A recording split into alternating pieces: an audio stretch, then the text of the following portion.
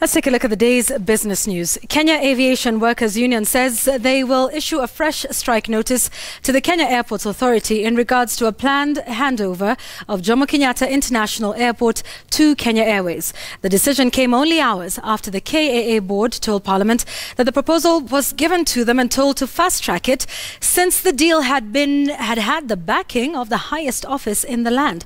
Faisal Ahmed has the details.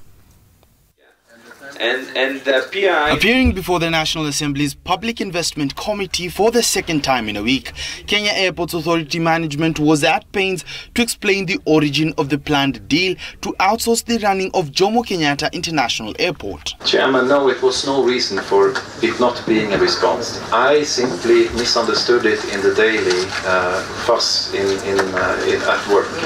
I simply didn't read it for what it was. This explaining the speed at which the deal that has been the subject of public debate in the recent past. Parliament also seeking clarity on the 150 million shilling consultancy contract awarded to a city law firm, Africa, to advise KAA on the deal, 10% of which has already been paid. This is an advice that we've been able to give you, and we will be writing to you that this is our advice.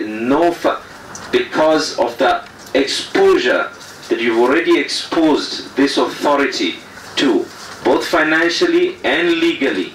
The position of the three, how they were picked, was a process after identification that the particular law firms, I would say based on minutes dated 18th of October, that they need to be requalified. At the centre of the sitting was also doubt by the MPs on the capacity of the national carrier to successfully run the airport. It is really, or rather unfortunate, to say that a KQ, which is in ICU, not even the HDU or the what, almost collapsing, or it has already collapsed. And as a parliament, we have records in terms of the levels of KQ in terms of their capacity to run any.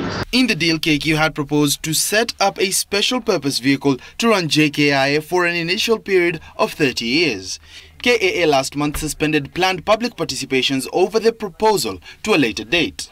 Meanwhile, the Kenya Aviation Union says that it will next week issue a fresh strike notice. The union says this follows the failure by KAA to engage them as agreed by CS Macharia and KOTU boss Francis Atwoli 3 weeks ago. Our only option is we are going back to a strike action. And our position is simple. We want Sebastian out. We want Johnny Anderson out. We are also saying that we are not comfortable with Michael Joseph.